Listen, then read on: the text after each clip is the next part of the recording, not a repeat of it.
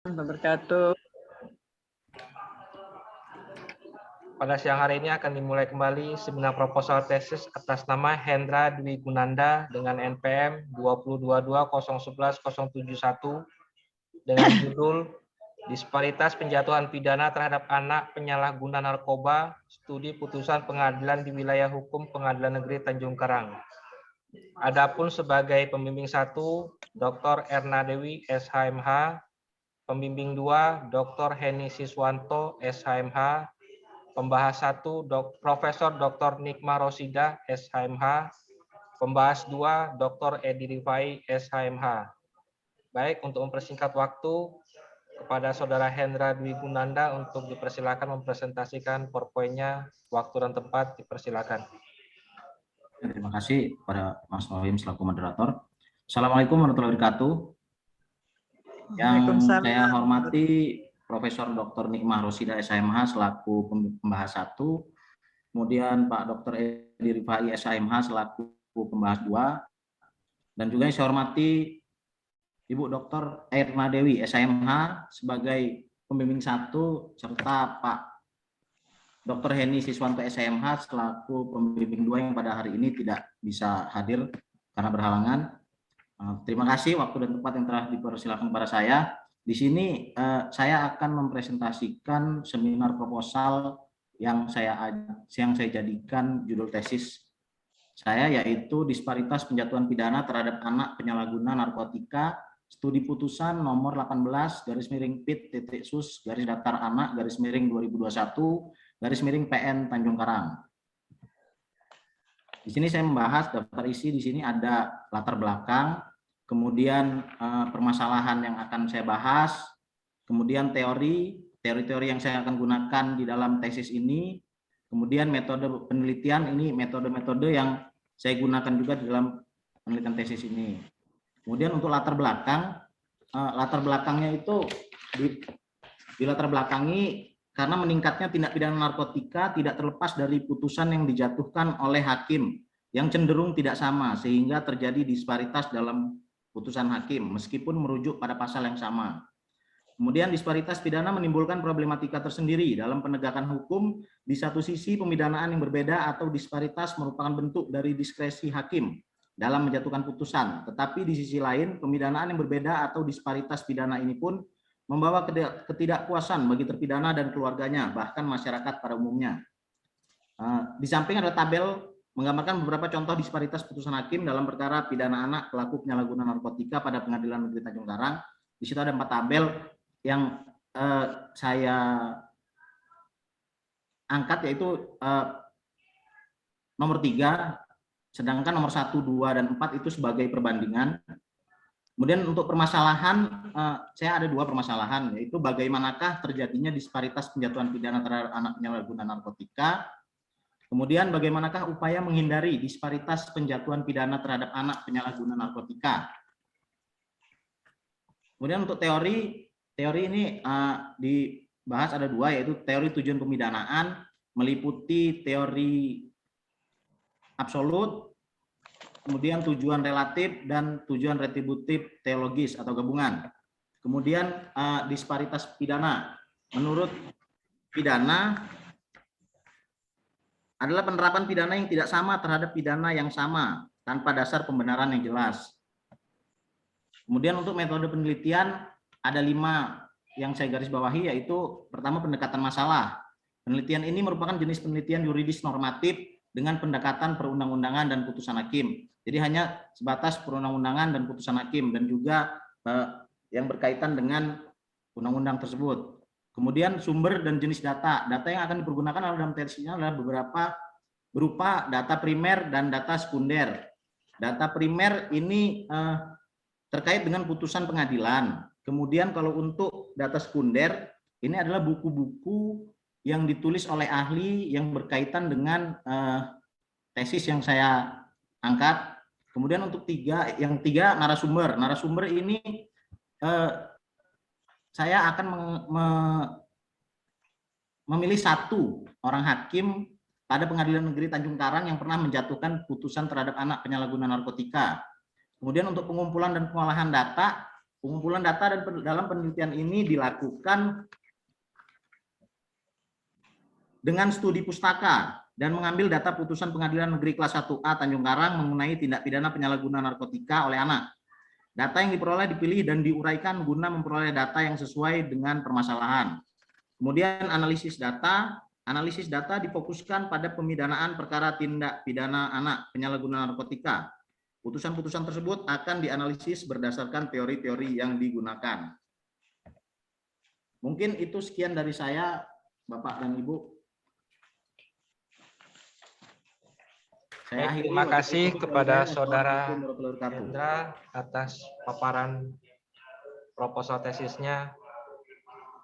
Untuk kepada Saudara Dr. Edi Rifai, untuk kepada pembahas 1 Profesor Dr. Nikma Rosida SMH untuk memberi masukan terkait proposal tesis Hendra Dwi Gunanda. Baik, dipersilakan Ibu. Terima kasih Saudara Moderator. Assalamualaikum warahmatullahi wabarakatuh. Waalaikumsalam warahmatullahi wabarakatuh. Waalaikumsalam. Alhamdulillah ya, ini Hendra Dwi Gunanda. Sama Ya, tadi. Ibu. Ini apa? Jaksa di Tuba ya? Iya, siap. Tuba. Tulang ya. bawang, siap. Galau, Bu. Di tulang bawang. Alumni Unila juga ya? Inilah, siap. Sama kayak Agung, Bu, 2009 juga kemarin. Iya, ini nulisnya juga sama-sama kali ya. Siap, Bu, satu kantor, Bu. Iya, Saling jadi tanya, Bu. Siap. masih ada ya nih dari penulisannya ya, bahasanya juga Ya. miripan ya. Jadi mungkin apa yang saya jelaskan sama Agung juga termasuk ini ya, kalau penulisannya ya, masa ada saran dari latar belakang, sudah ada saran ya. Baik ya, bagus ini judulnya ya, disparitas penjatuhan pidana terhadap anak penyalahguna narkotika ya. Nah, judulnya ini sudah disparitas penjatuhan pidana. Jadi terhadap kasus yang sama ya, tapi putusannya nggak sama ya. Ya. Ini terhadap anak katanya. Tapi saya lihat di sini yang membicarakan anak cuma satu kata aja, yang lainnya nggak ada. Bukankah anak itu kan ada undang-undang khusus ya? Masih ingat kan kalau ada perlindungan anak, kalau anak sebagai kan itu kan dia ada undang-undang 23 2002, 35 2014 itu ya. Harus dituliskan juga di sini, tapi di sini saya lihat nggak muncul tentang anak, padahal judulnya ini tentang anak ya. Coba di belakangnya dimasukin juga hak-hak anak itu juga ya. Siap. Cuma ada tulisan agar masyarakat, salah satunya anak-anak. Nah, kalau sudah membicarakan masalah anak, nggak usah ditulis anak-anak, cukup anak. Kalau anak tetap anak, pasti di bawah usia 18 tahun ya. Ya. Nah, ini ya, pertama latar belakang ya, dimasukkan itu, ini sudah bagus, sudah ada tabel. Ya, Bu. Tapi saya minta tabelnya jangan nggak ini terputus kalimatnya ya. Ada tabel. Siap, Ibu. Siap. Tabelnya berbunyi. Ya. Ngambilnya dari mana? Nah, ini kan Pengadilan Negeri Kelas 1 Tanjung Karang. Nah, ini tentang ini dijelaskan di bawahnya. Jangan ujuk-ujuk terus langsung pendapat Harikristuti Harikrisnowo ini. Ya. Siap, Bu. Siap. Jadi tabelnya berbunyi, Bu minta ya. Siap. Kemudian di dalam apa? Masalahnya ada 2 ya. Siap, ada 2, Ibu. Apa masalah satu ini sama tadi seperti yang tadi temennya. Nah, ini ada ini bagus kamu, ada daftar isi. Halaman 7 ya permasalahannya. Ya. Halaman 7. Bagaimanakah terjadinya disparitas penjatuhan pidana terhadap anak penyalahgunaan? Nah, ini yang maksudnya penjelasan dari existing-nya ya. Siap. Pakai teori apa ini? Teori pemidanaan, Ibu. Teori pemidanaan. Siap. Terus yang menghindari ini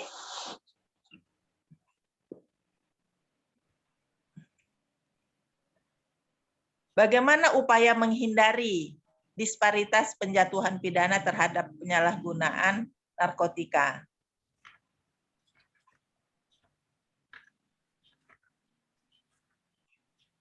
Pakai teori apa? Langsung dibahasnya disparitas pidana aja, Ibu. Pakai disparitas langsung. Siap.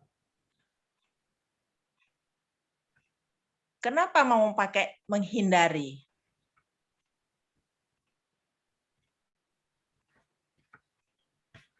Karena ini sih, Bu,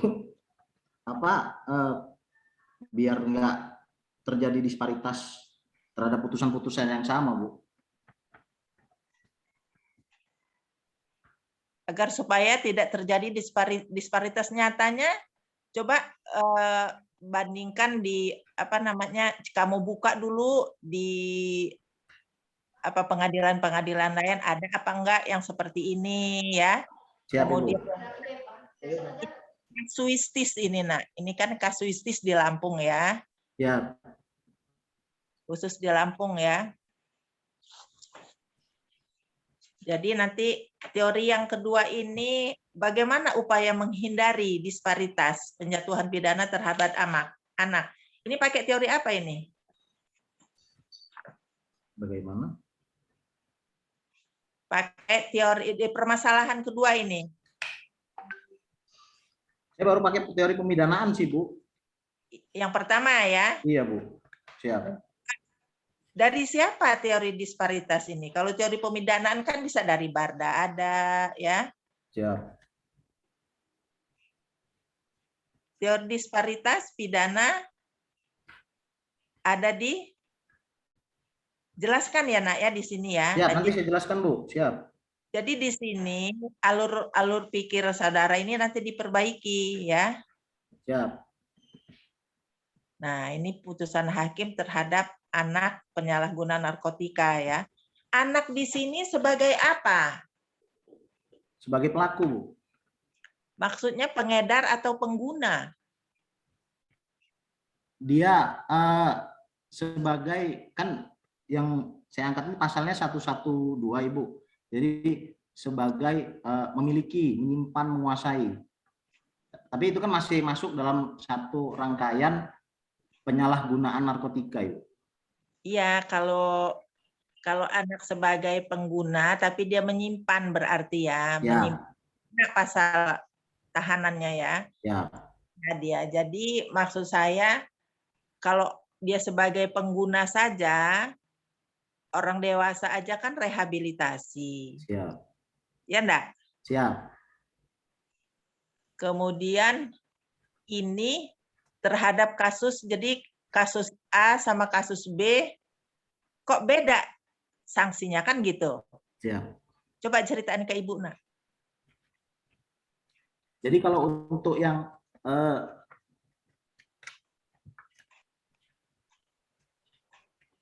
putusan yang saya angkat ini, Bu, ini dia sama. 4 putusan itu sama, Bu. Dia memiliki, menyimpan, menguasai terkait dengan penyalahgunaan narkotika. Kalau untuk putusan yang saya angkat ini, dia pidana penjaranya itu 7 bulan dan pelatihan kerja selama 2 tahun. 2 bulan. Perbandingannya itu pidana penjara selama 1 tahun dan pelatihan kerja selama 30 hari. Itu untuk pasal 112, junto pasal 132 pemufakatan jahat.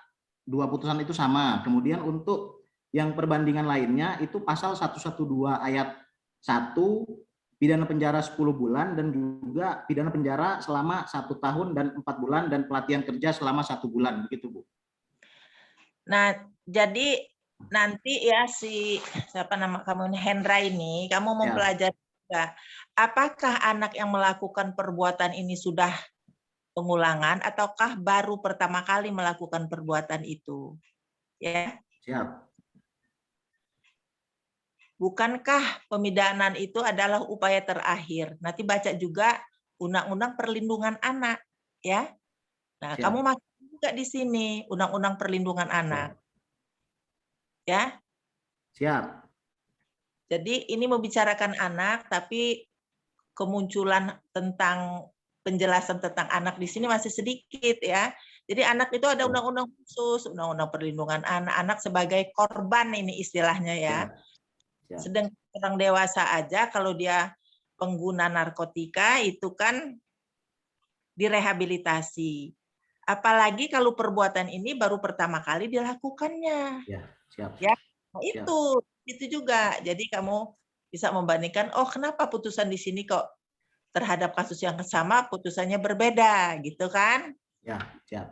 Apa di sini? Oh, ternyata dia menyimpan karena pikirnya ini untuk besok lagi, makanya dia kena. Nah, itu uraian kamu nanti di situ, ya. Ya.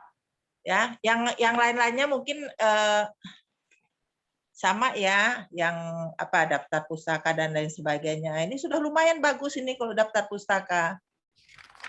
Udah memenuhi persyaratan ya. Cuman kalau S2 itu 25 literatur minimal ya. 25 literatur, siap. Hendra ya. Oke, saya rasa itu dulu.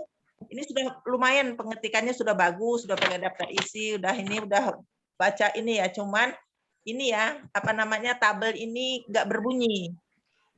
Oh ya, siap. Berbunyi ya. Baik, udah bagus ini, Hendra. Tinggal menambah-nambahkan lagi ya teorinya dan sebagainya ya, lebih aktif lagi biar kamu bisa cepat seminar kedua. Saya rasa itu dulu. Siap. Saya serahkan kepada saudara moderator. Wassalamualaikum warahmatullahi wabarakatuh. Waalaikumsalam warahmatullahi wabarakatuh. Baik, kepada saudara penyaji mungkin ada perlu yang disampaikan kepada para pembahas satu atas masukan tadi. Persilakan.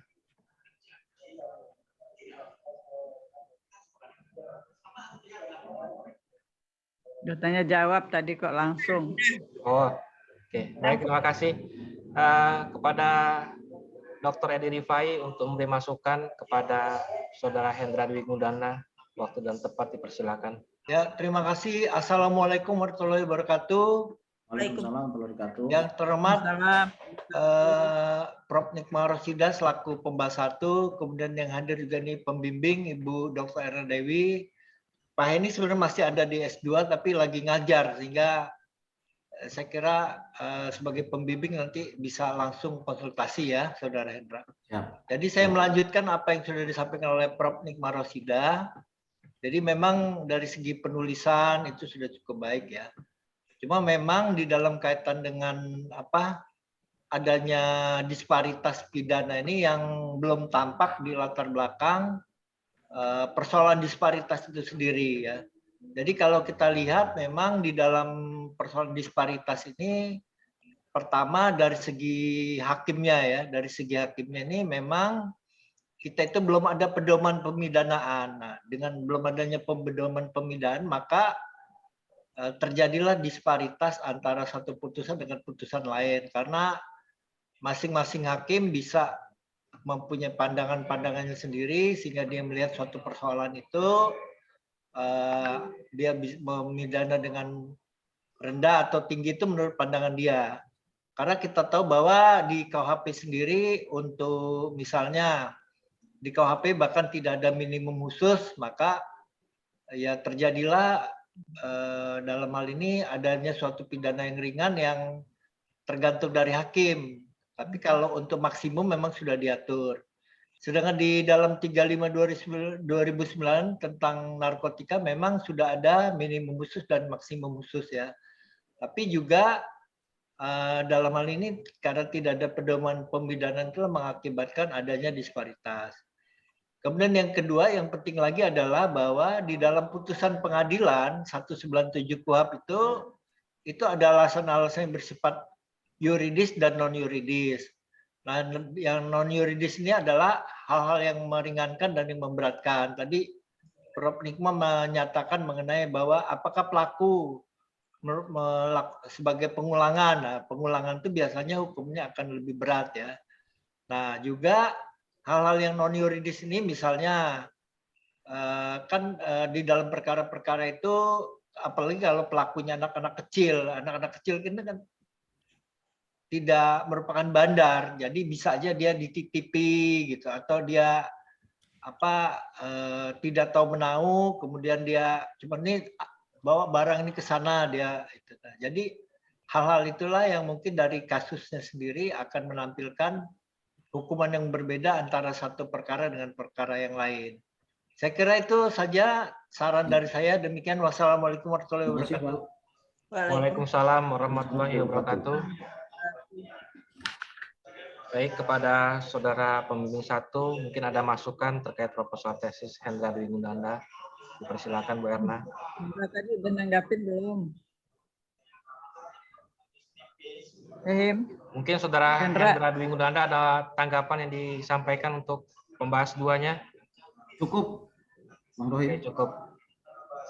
Kepada Jelas. saudara pembimbing 1, Dr. Hendra Dewi, dipersilakan untuk memberikan masukan terkait proposal tesis Hendra Dwi Gundanda. Baik, makasih moderator. Assalamualaikum warahmatullahi wabarakatuh. Waalaikumsalam warahmatullahi wabarakatuh. Ya, terima kasih pada pembahas 1, pembahas 2, Prof. Nimah dan Pak Dr. Edi Rifai yang telah meluruskan tulisan dari saudara Hendra ya. Jadi memang sudah disampaikan baik format maupun penulisan sudah lumayan baik ya. Mudah-mudahan ke depan semakin baik. Amin. Semester 2 semakin rapi, semakin bagus dibaca nanti pedoman penulisan ya. Ya. Dan saran-saran baik dari Prof. Nimah maupun dari Pak Edi ya. Sudah saya catat juga nanti untuk diperbaiki, disesuaikan. Lalu nanti kita setelah perbaikan baru boleh penelitian. Ya. Siap. Saya kira demikian. Saya kembalikan pada moderator. Makasih. Wassalamualaikum warahmatullahi wabarakatuh. Waalaikumsalam warahmatullahi wabarakatuh. Terima kasih kepada pembimbing 1. Demikian atas terselenggaranya seminar proposal Hendra Dwi Gundanda. Untuk masukannya nanti bisa diambil kembali koreksi-koreksi dari pembahas 1, pembahas 2. Dan untuk kepada Bang Hendra nanti bisa langsung komunikasikan dengan Pak Heni Siswanto masukan-masukannya karena beliau saat ini masih mengajar di S2. Siap. Oke, sekian, terima kasih. Assalamualaikum warahmatullahi wabarakatuh. Waalaikumsalam warahmatullahi wabarakatuh. Terima kasih, Prof. Pak Edi. Keluar ya. Siap. Kim. Terima kasih, Bu Erna. Ya, sama-sama. Dalam rangka nyoer. Tidak